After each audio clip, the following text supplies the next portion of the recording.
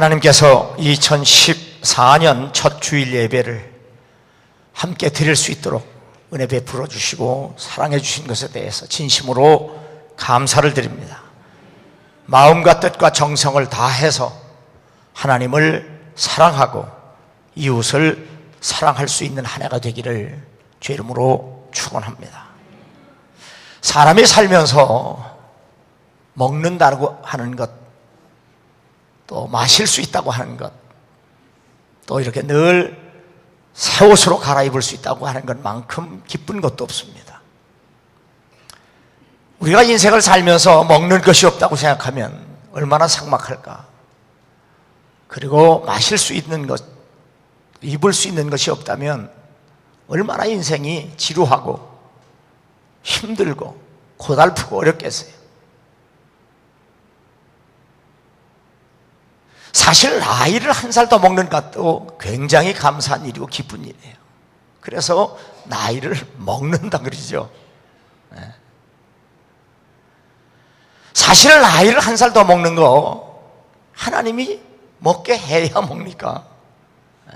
우리가 나이 한 살 더 먹는 거 감사할 일이고 축하할 일입니다. 우리 한번 먼저 옆 사람하고 나이 한 살 더 먹은 거 축하합니다. 먹는 거예요, 먹는 거. 저 사실 나이 한 살 더 먹는 거 참 감사해요. 옛날 같으면, 우리 어렸을 때 같으면 이 나이에 벌써 다 죽었는데요, 아직도 이렇게 시퍼렇게 살아있는 거 얼마나 감사해요. 하나님이 살게 해야 사니까 한 살 더 먹은 것은 그만큼 감사하고 기쁜 일이에요. 나이 먹어서 뭐 쭈렁방탕 됐다고 뭐 그 나이 먹는 거 슬퍼하는 사람들은 그건 명제쪽 하는 게 명제쪽. 한 살 더 먹었으니 이제는 그것도 하나님이 먹게 해 주셔서 먹은 거니까 2014년도 아무도 안 살아본 그 세계를 살게 하신 하나님, 한 살 더 먹게 하신 하나님, 그러니까 올 한 해도 정말 하나님이 주셔서 먹게 한 나이값 좀 하고 살 수 있기를 주의 이름으로 축원합니다. 네. 또 한번 인사해. 나이값 좀 하고 살자. 뒷사람 보고도 좀 해요. 나이값 좀 하고 살라. 나이값 좀 해라. 나이값 좀. 나이 먹으면 부끄러운 거 아니에요? 뭐 탤런트 영화 배우들은 나이 물어보면 뭐 숙녀는 나이를 얘기 안 하는 거래. 그 도둑년이지. 그게 먹었는데 왜 얘기를 안 해요? 그것도 하나님이 먹게 해서 먹은 거지 지가 먹었어요?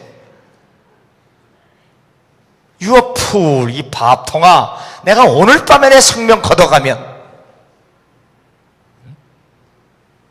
하나님이 주신 나이 잘 잡수시기를 주의 이름으로 축원합니다. 지난 한 해 2013년도도 한국교회는 WCC 제10차 부산 총회로 인해 찬반으로 나뉘어 대립을 했고, 동성애나 종교인 과세, 시국선언 등 대사회적 이슈와도 씨름을 해야만 했습니다. 이러한 문제들을 조율하고 대처하는 일에 앞장서야 할 연합기관이나 교단들은 내홍을 수습하기에 바빴고, 대형 교회들은 지도자의 문제로 갈등과 분열의 아픔을 겪었습니다. 어떻게 하면 한국 교회가 이러한 문제들을 슬기롭게 극복하고 더 성장하고 더 성숙해지고 더 성경적인 교회로 바로 설 수 있을까? 이곳저곳에서 고민의 소리들이 터져나오고 있습니다.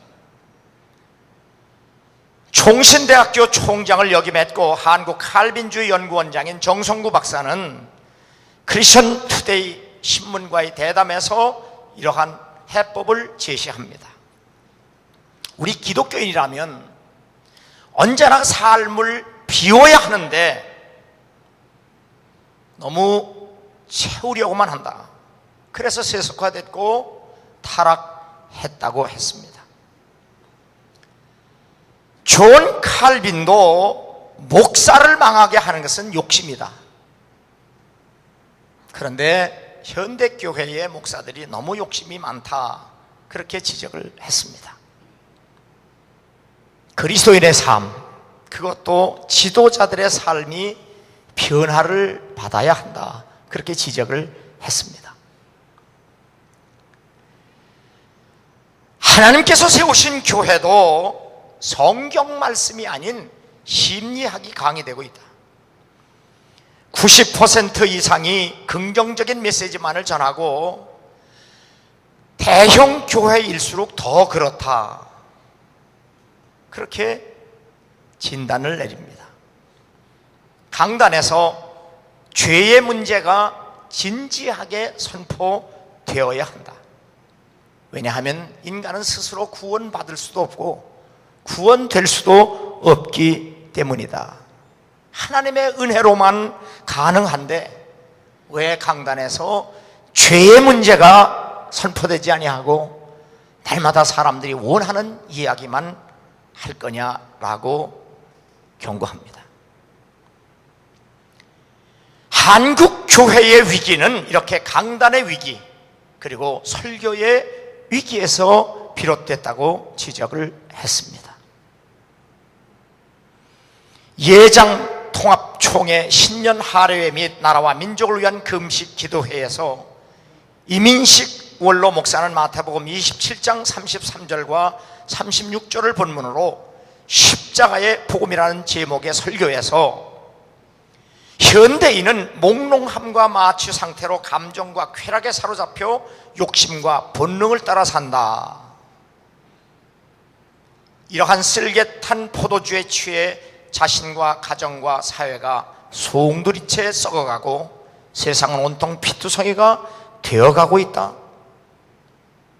그런데 세상만 그런 것이 아니라 교회와 목회자들도 쓸개탄 포도주에 취해 그렇게 살아가고 있지 않는가 하는 염려를 노 목사님이 하고 있는 겁니다.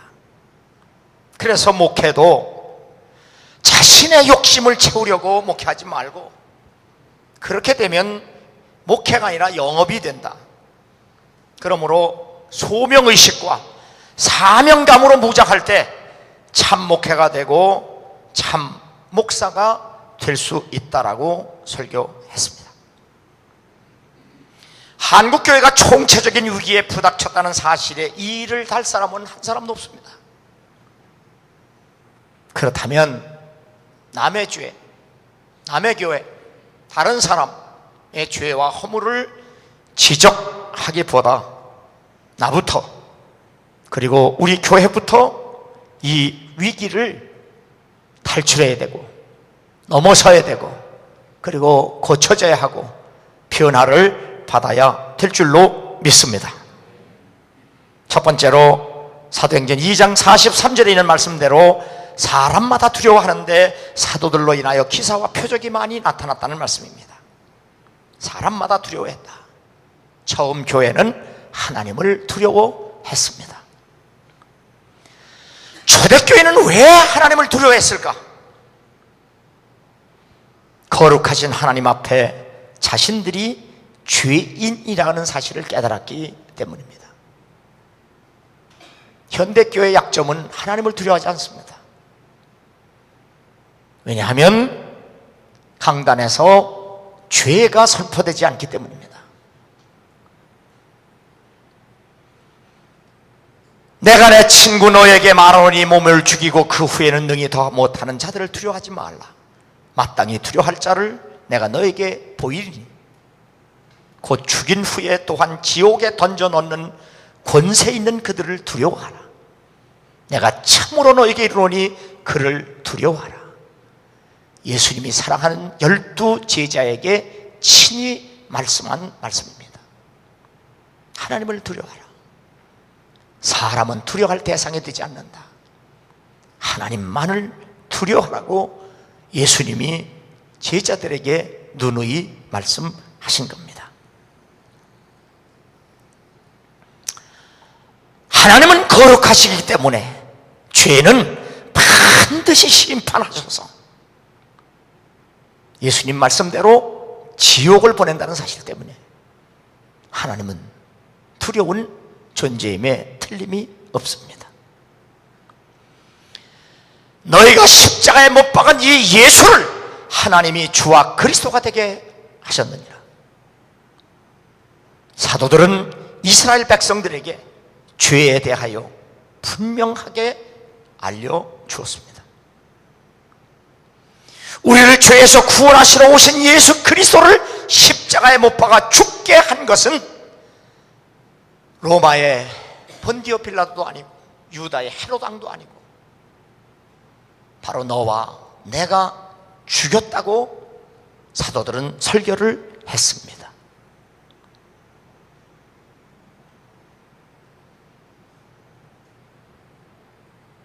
이 설교를 들은 이스라엘 백성들은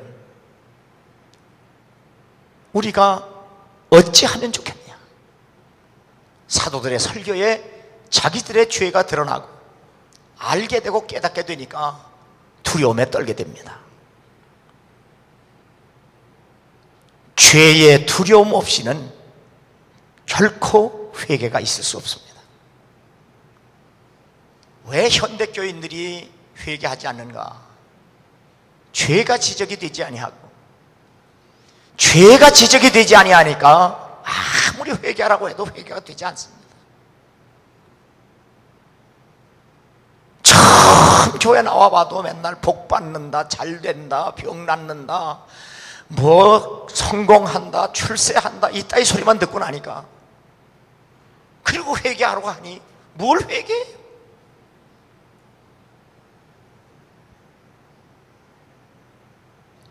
What shall we do? 우리가 무엇을 어떻게 할까? 너희가 회개하여 각각 예수 그리스도 이름으로 세례를 받고 죄 사함을 받으라. 그리하면 성령을 선물로 받는다. 죄를 알고 그 죄를 회개하고 그로 인하여 구원을 받고 성령을 받으면 거룩하시고 공의로우신 하나님을 두려워하지 않을 수가 없습니다. 사도들로 말미암아 기사와 표적이 많이 나타나니 사도들의 설교를 통해서 사람들이 예수 믿게 하는 것, 그것이 표적이고 그것이 기적이고 그것이 바로 능력입니다. 사도들이 이렇게 축복의 통로, 복음의 전령으로 쓰임받을 때까지 그들도 많은 우여곡절을 겪었습니다. 사도는 예수 그리스도의 사역에 동참한 사람들입니다. 사도는 예수 그리스도의 사역을 이 땅에 널리 확대해야 할 사람들입니다. 사도들은 예수 그리스도의 사역을 위임받은 사람들입니다. 그런데 이 사도들이 예수님을 따라다니며 예수님이 아무리 가르쳐도 그 교훈을 깨닫지 못하고 여전히 무지합니다. 못 알아들어요. 예수님이 말씀하셔도 무슨 말씀인지 못 알아들어요. 깨닫지를 못해요. 그래서 예수님이 말씀하시면 그 말씀을 오해합니다. 엉뚱하게 알아들어요. 그러다가 결국 예수님이 십자가에 죽으실 때 그를 버리고 다 도망을 갔습니다.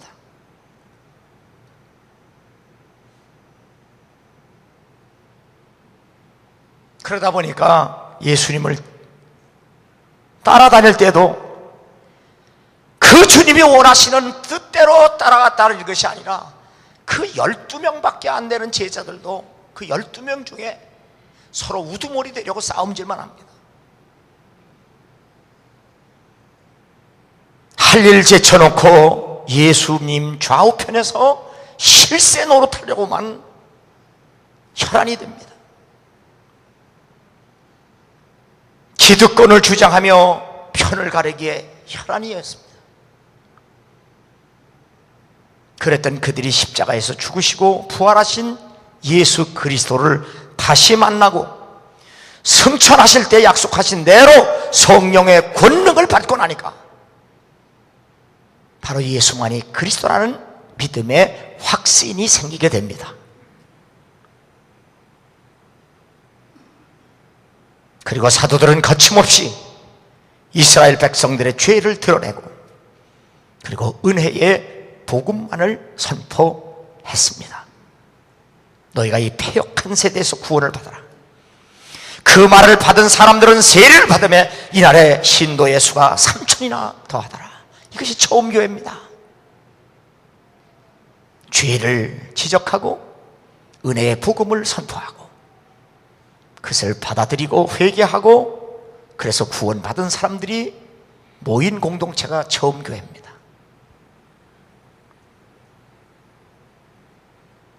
이들은 죄의 두려움에서 구원을 받고 하나님을 두렵고 떨리는 마음으로 섬기기에 이르렀습니다. 죄 사함을 받고 구원을 받은 증거가 그들의 삶에서 나타나고 있었습니다. 그들이 사도들의 가르침을 받아 서로 교제하고 떡을 떼며 오로지 기도하기에 힘쓰니라. 구원을 받은 이후에도 우리는 끊임없이 하나님의 말씀이 필요한 존재입니다. 그래서 사도들에게 끊임없이 말씀을 가르침 받았습니다. 그리고 서로 성도끼리 교제를 합니다. 그리고 기도하기에 힘썼다는 말은 하나님과 사귀었다는 얘기입니다. 하나님을 예배한 겁니다.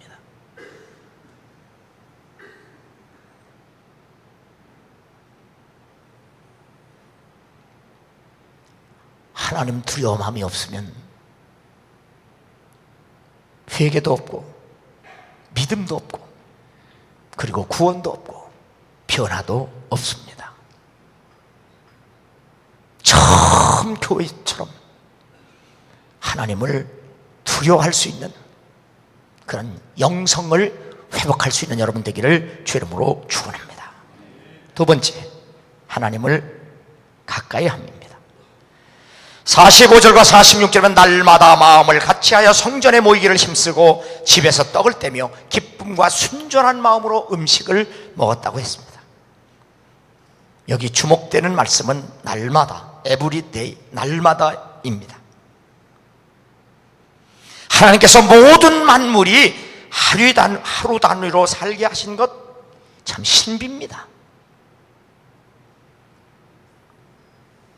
그것도 낮과 밤으로 나누어 살게 하신 것 감격스러울 뿐입니다. 활동할 수 있는 낮도 세 등분해서 쉬면서 먹고 마시게 한 것 참으로 깨닫고 보면 정말 감사한 일입니다.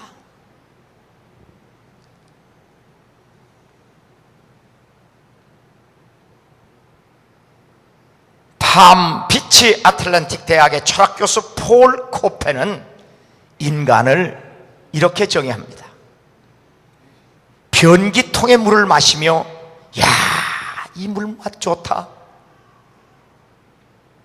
변기통의 물맛이 좋다고 하는 개밖에 없습니다.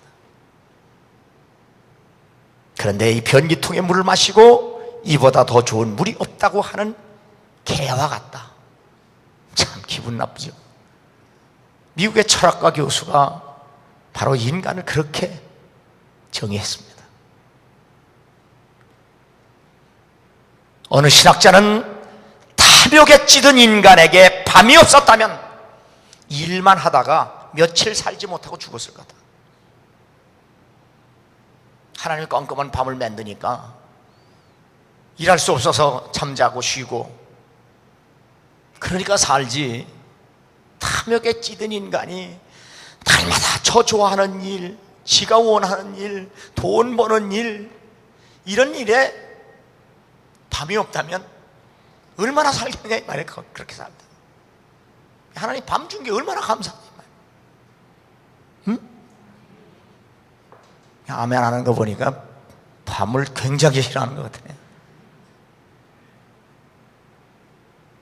어느 신학자의 말에 의하면 사람에게 하루 한 끼만 먹게 했다면 아마 밥만 먹다가 배 터져 죽었을 것이다. 응? 자, 모든 만물은 다 잘하는데요, 사람만 어느 정도 자라면 안 자라요. 얼마나 감사해요. 그냥 계속 자라게 해서 이 밥통이 계속 자라서 와요. 이거 맨날 처먹다 죽었지.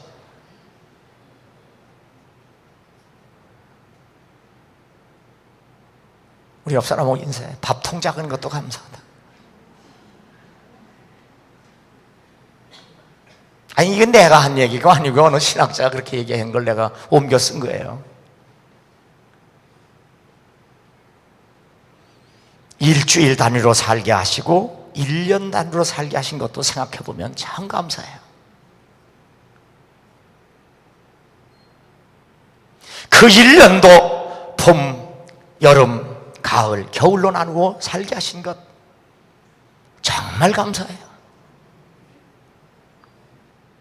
참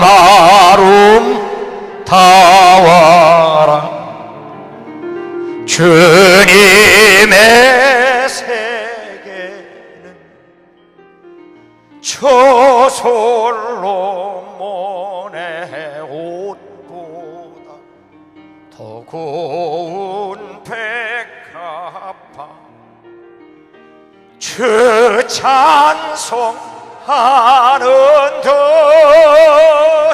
저 맑은 새소리 내 아버지의 집 그 솜씨 깊도 하나님이 천지 만물을 지으실 때 첫째 날, 둘째 날, 셋째 날, 넷째 날, 다섯째 날, 여섯째 날 지으실 때마다 좋다.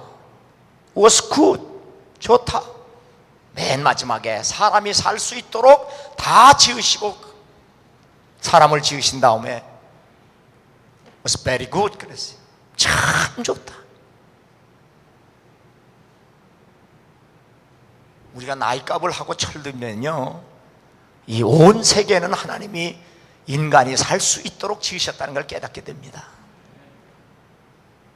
근데 인간이 하나님이 우리들을 보고 살라고 하신 그 창조 질서를 다 깨고 엉망진창으로 살아가지고 사람만 타락한 게 아니라 만물을 다 타락시켜놨어요. 그래서 하나님이 다시 예수 그리스도 복음을 통해서 The beginning of the gospel of Jesus Christ, 예수를 통해서 다시 지으신 겁니다.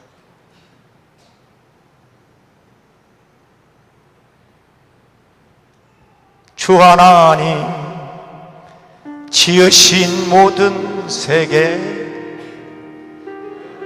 속에 그리워 볼 때 하늘의 별 울려 퍼지는 내 손 주님의 권능 우주에 찬네 주님의 높고 위대하심은 내 영혼이 찬양하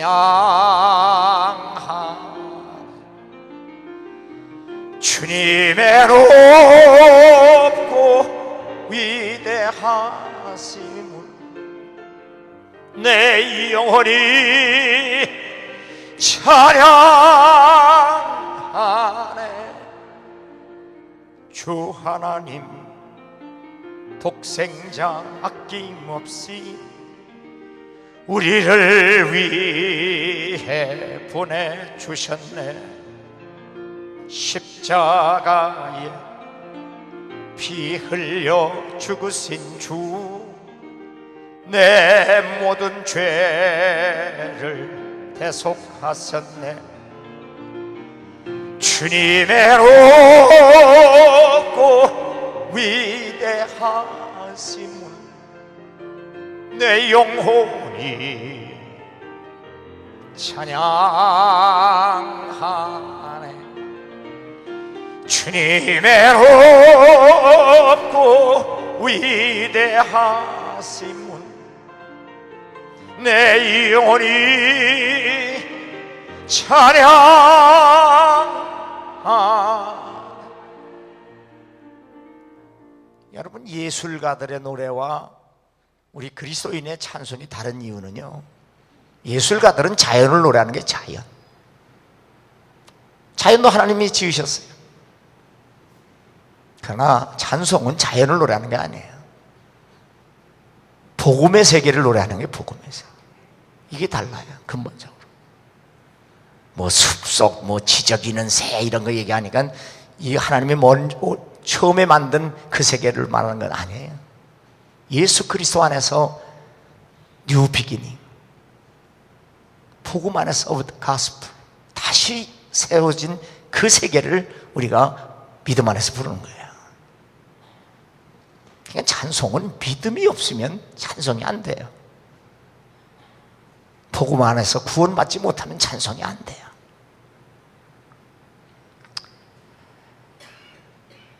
하나님의 오묘한 창조 질서와 사랑을 타락한 인간은 외면하고 무시하며 제 멋대로 사는 것, 이것이 죄입니다.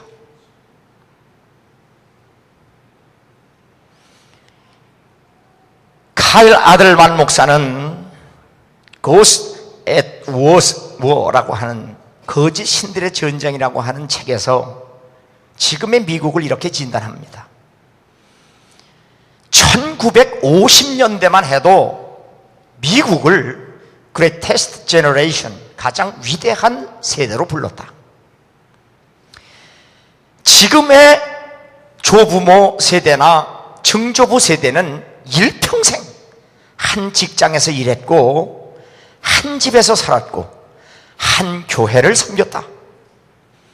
그들은 회사, 지역사회, 가정, 교회에 전념했다. 그들은 헌신으로 유명한 세대다. 그러나 지금은 유목민처럼 이 도시에서 저 도시로 이사 다니고 이 교회 저 교회를 옮겨 다니고 이 여자 저 남자 내키는 대로 짝을 바꾸고 더 큰 집, 더 좋은 직장, 더 안락한 생활을 지향한다. 언제나 더 좋은 것에만 주목한다. 그러면서도 책임도 의무도 없는 방종한 삶을 선호하는 세상에 살고 있다. 이거 오늘 미국이에요.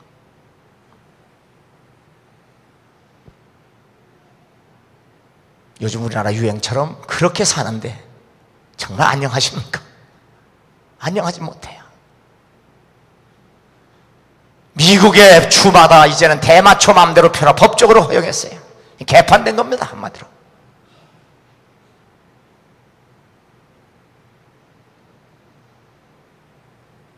그러나 하나님이 원하시는 것은, 우리에게 원하시는 것은 오직과 먼저입니다. 처음 그리스도인들, 처음 교회처럼 오직과 그리고 먼저를 회복할 수 있는 우리 소명의 식구들 되기를 주 이름으로 축원합니다. 육체의 욕심을 따라 지내며 육체와 마음에 원하는 것을 하여 다른 이들과 같이 본질상 진노의 자녀이었더니, 욕심을 따라 사는 것, 이건 망할 수밖에 없다. 성경은 분명히 말씀합니다. 하나님은 우리가 육체의 욕심을 따라 방종하게 제멋대로 사는 것을 결코 기뻐하지 않습니다. 제가 오늘 새벽에도 우리 유재강 전도사 아들 이제 석 달도 안 됐어요. 여기 깨서 있길래 내가 안고서는 이렇게 얼르니까는요, 석 달도 안 됐는데 벌써 반응을 해요. 웃었다가 얼굴 찡그렸다가, 그리고 내가 뭐라고 그러면 옹알옹알대요. 아, 참 기특해요. 옹알옹알대요. 그리고 웃다가, 그래서 발을 비틀고 발을 차고 반응을 해요. 그다가 얼굴 찡그리고, 그래도 울어요. 이게 왜 멀쩡하게 웃다가 왜 울지? 그걸 심리적으로 가만히 보면 요 석 달도 안 된 것도 자기가 원하는 것을 나한테 얘기를 하는 거예요. 지금 표현을 하는데 이 헤레비가 못 알아듣는 거야.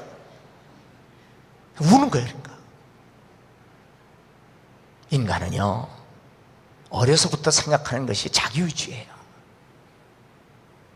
요 조그만 거, 아직도 요거 누구 말 맞다나 머리에 뭐도 안 마른 게 제 고집을 피워요. 나 이걸 원하는데 할아버지 왜 안 해줘? 그거예요. 나도 못 알아듣으니까 우는 거예요.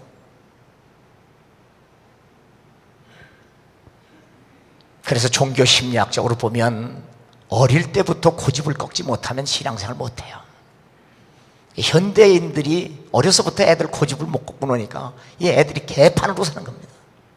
그래서 성경은 곤고한 낙이 이르기 전에 청년의 때에 새벽 이슬과 같이 하나님 잘 섬겨라, 응?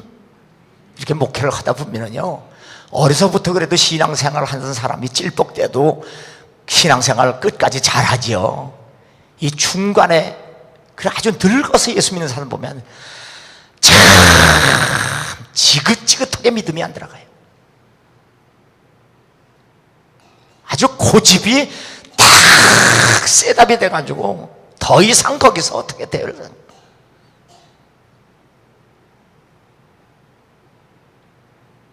그래서 성경은 그 회개하지 않는 그 육신의 고집을 하나님의 진노를 쌓는도다 그랬어요. 고집, 회개치 않는 그 고집은 진노를 쌓는 거다 그랬어요. 하나님에 대해 매맞을 짓만 하는 거예요. 좀 새해에는 좀 믿음 안에서 육체의 고집을 좀 꺾고 살 수 있기를 바랍니다. 네? 오늘 또 한번 인사해. 고집 좀 꺾고 살아라. 그 자기들은 제 딴에는 개성으로 얘기하는데 그 개성이 아니요. 하나님 앞에서는 날마다 육체의 정욕의 고집을 꺾어야 돼요. 그래야 살아요. 그게 믿음으로 사는 거예요. 그건 자존심도 아니에요. 이건 하나님께 죽을 일만 진노의 잔을 쌓는 것 뿐이에요. 그러니까 나이가 그만큼 먹었으면 이제는 고집도 좀 꺾어야지. 늙으면 애 된다는 말도 있잖아. 그럼 영적으로도 좀 애가 돼야지. 언제까지 그렇게 그냥 쇠심줄보다 더 질긴 고집까지만 살겠어? 하나님을 가까이 하라. 그리하면 너희를 가까이 하시리라. 죄인들아 손을 깨끗이 하라. 두 마음을 품은 자들아 마음을 성결케 하라. 왜 처음 교회가 날마다 성전에 모여 하나님을 섬기고 성도들과 교제를 하였는가? 처음 교회, 처음 그리스도인들이 자신의 죄를 깨닫고 죄를 회개하고 하나님의 은혜로 구원받고 나니까 날마다의 신비를 깨달은 거예요. 인간은 은혜 받기 전에도 날마다 살아야 되지만 은혜 받고 구원받은 후에도 날마다 저분이 필요한 겁니다. 아시겠어요? 우리는 날마다 저분의 은혜 없이는 못 살아요.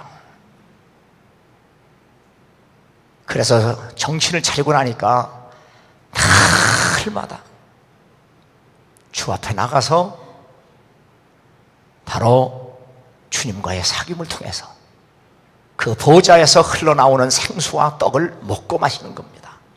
그리고 그분의 은혜의 옷으로 바꿔 입는 겁니다. 아시겠어요? 제단에서 흘러나오는 생수를 마시고 제단에서 주시는 떡을 먹고 그리고 그분의 은혜의 세마포 옷을 입는 겁니다. 그래서 예수님이 잔치의 비유에서 초청된 사람들이 자신이 옷을 입고 오는 것이 아니라 초청한 사람이 준비된 옷을 입혀주고 그래서 그 상에서 먹고 마시게 하는 것, 이것이 바로 구원이고 천국입니다.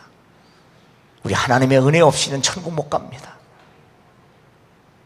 그러므로 우리는 날마다 그분의 은혜의 옷을 입어야 되고 날마다 그분의 제단 앞에서 그분의 양식을 먹어야 하고 그분이 주는 음료를 먹어야 합니다. 아시겠어요? 날마다의 신비를 깨닫는 여러분 되기를 주 이름으로 축원합니다.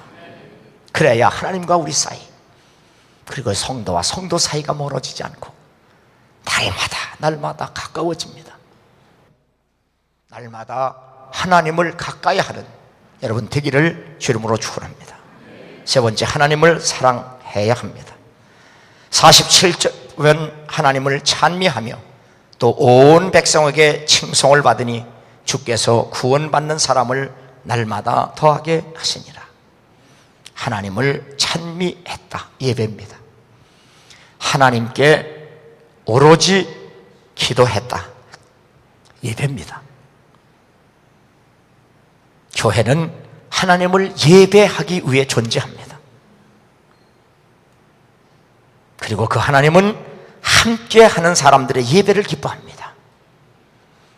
형제가 연합하여 동거함이 어찌 그리 선하고 아름다운고. 이것을 처음 교회는 회복한 겁니다. 그래서 날마다 모여 날마다 가르침을 받고 날마다 예배하고 그리고 성도가 교제하며 성전에 있든지 집에 있든지 함께 더불어 먹고 마셨습니다. 이것이 천국입니다.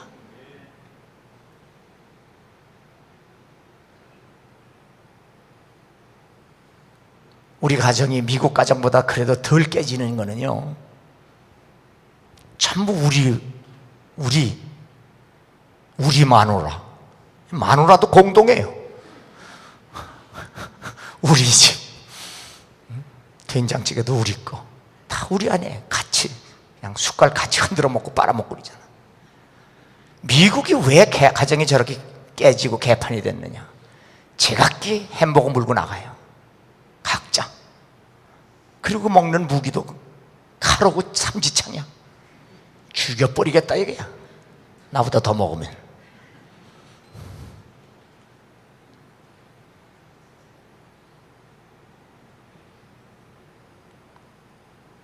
함께 연합하여 동거함이 어찌 그리 선하고 아름다운 거.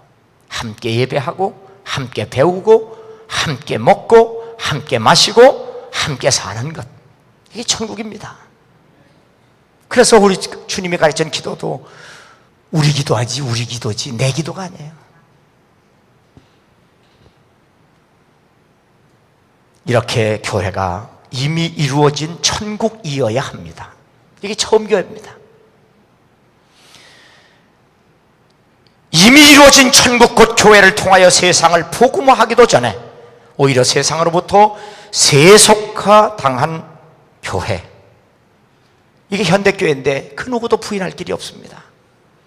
너희 안에서 행하시는 일은 하나님이시니 자기의 기쁘신 뜻을 위하여 너희로 소원을 두고 행하게 하시나니 모든 일을 원망과 시비가 없이 하라.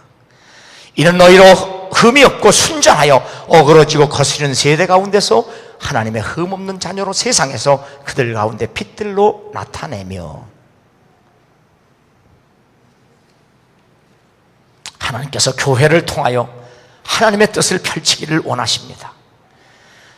하나님의 뜻을 마음에 품고 순종해야 할 교회와 성도, 그리고 목사까지라도 성한 것이 없을 정도입니다. 교회도 교단도 기독교 단체들도 원망과 시비로 얼룩져 있습니다. 싸우고 분열하는 일들이 다반사입니다. 교회 문제의 시시비를 세상 법정으로 끌고 갑니다. 지금 수많은 교회들이, 그것도 대형 교회들이 이 패는 저기서 예배드리고 이 패는 한 교회에서 다른 방에서 예배를 드리는 촌극들이 벌어지고 있습니다. 교회 문제의 시시비비를 세상 법적으로 끌고 갑니다. 서로 옳고 서로 헐뜯기만 합니다. 교회와 성직자들의 신뢰도가 날이 갈수록 떨어져 내립니다. 사랑은 식어지고 불법만 성행해집니다. 왜 이렇게 되었을까? 한마디로 하나님을 두려워하고 하나님을 가까이 하고 하나님을 사랑하는 마음이 없기 때문입니다. 다시 말씀드립니다. 왜 이 꼴이 되었을까? 너나 나나 할 것 없이 왜 이 꼴이 되었을까? 하나님을 두려워하지 아니하고 하나님을 날마다 가까이 하지 아니하고 하나님을 사랑하는 마음이 내 속에 없기 때문입니다. 하나님은 만홀히 여김을 받지 않는다, 안 속는다, 그 말이에요. 내가 참고 내 이름을 위하여 견디고 게으르지 아니한 것을 아노라. 그러나 너를 책망할 것이 있나니 너희 처음 사랑을 버렸느니라. 그러므로 어디서 떨어졌는지를 생각하고 회개하여 처음 사랑을 가지라. 내 이름을 위하여 견디고 게으르지 아니한 것. 한국교회가 새벽기도 자랑합니다. 새벽기도만 4만 명이 나온다, 수천 명이 나온다, 뭐 새벽기도, 뭐 득세 20일, 무슨 다니엘, 무슨 40일, 새벽기도. 주님도 압니다. 내가 게으르지 않은 건 내가 안다. 그런데 그 새벽기도 나와서 뭘 얘기합니까? 하나님, 내 새끼 좋은 대학 가게 해주세요. 나 돈 좀 벌게 해주세요. 내가 어디 땅 아파트 샀는데 그거 배로 뻥튀기 되게 해주세요. 내가 어디 땅 사는데 그것 좀 배로 부풀리게 해주세요.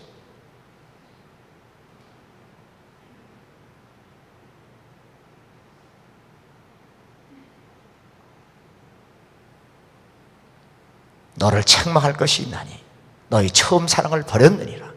그러므로 어디서 떨어졌는지 생각하고 회개하여 처음 사랑을 가지라. 사랑 없이 아무리 주 앞에 나와 손을 들고 새벽같이 나와 기도한다고 할지라도 하나님, 마가복음에 읽으면 쳐다보지도 않습니다.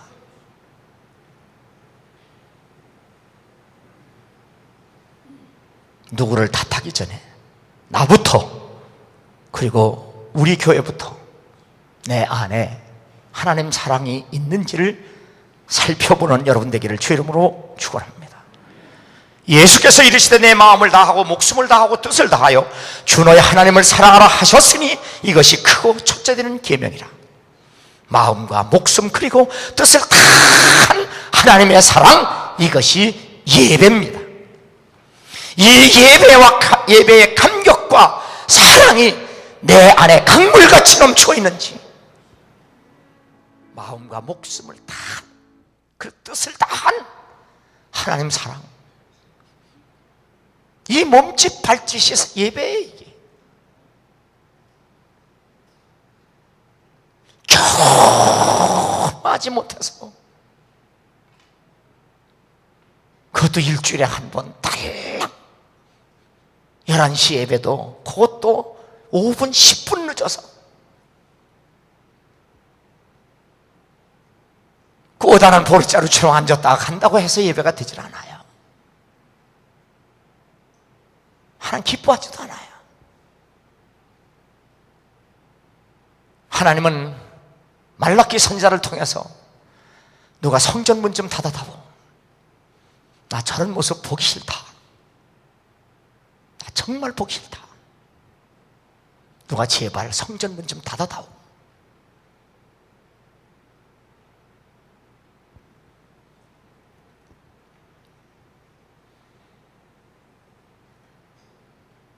그래서 하나님이 말라기 선지자를 끝으로 말씀을 주시지 않았습니다. 그리고 400년 후에 세례 요한을 보내셔서 예수 그리스도가 오신다는 것을 선포했고, 오셨다는 걸 선포했고, 그 예수 그리스도를 통해서 하나님이 믿는 자들을 통하여 참된 예배를 회복한 겁니다. 이게 교회입니다. 아시겠어요? 하나님을 예수 그리스도 안에서 성령으로 말미암아 참 예배 드리는 것이 교회예요. 그게 이렇게 예배당 져놓고 모였다 교회가 되는 게 아니고, 예수 그리스도로 말미암아 성령 안에서 죄 사함을 받고 변화된 사람들이 하나님을 예배하는 게 교회예요. 이게 교회예요. 그러니까 구원받은 사람이 날마다 오죠. 날마다 와서 모여서 장기도어요? 하나님이 예배한 거예요. 그 예배하는 사람들끼리 사귄 거예요. 그게 천국이에요. 그게 위든유 우리 안에서, 어몽유 우리 사이에서. 아멘.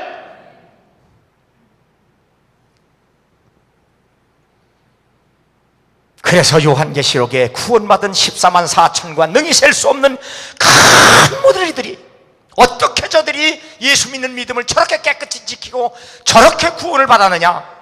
그들이 하나님 보좌 앞에 있고 그의 성전에서 밤낮 하나님을 섬기며, 날마다도 안 해, 밤낮에. 성경은 마지막까지 예배의 성공자만이 하나님 나라의 백성이 될 수 있다고 주님이 직접 말씀하셨습니다. 둘째도 그와 같으니 내 이웃을 내 자신과 같이 사랑하라. 예수 그리스도께서 분부한 모든 것을 이웃들에게까지 가르쳐 지키게 하는 것이 사랑입니다.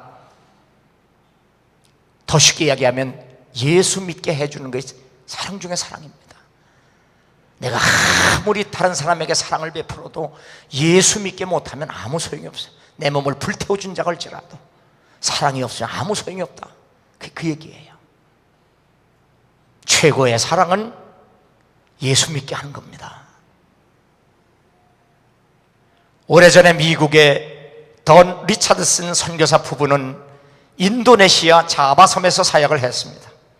그 섬에는 식인종이 있었고 부족 간의 싸움이 치열했습니다. 서로 싸우다가 화해를 청할 때는 자기 마을의 갓난아기 하나를 상대편에게 평화의 아기로 주는 관습이 있었습니다.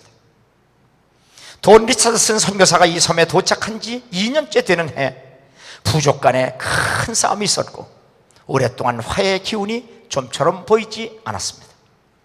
그러던 어느 날 돈 리차드슨 선교사 부부는 아기를 안고 언덕 위에 나타납니다. 대치하고 있던 양쪽 부족들은 이 놀라운 광경을 숨죽이고 지켜보았습니다.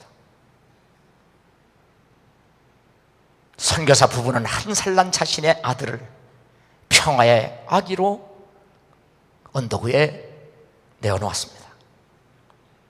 바라보던 양쪽 진영에서 이들의 사랑을 깨닫고 평화와 화해 함성을 질러댑니다.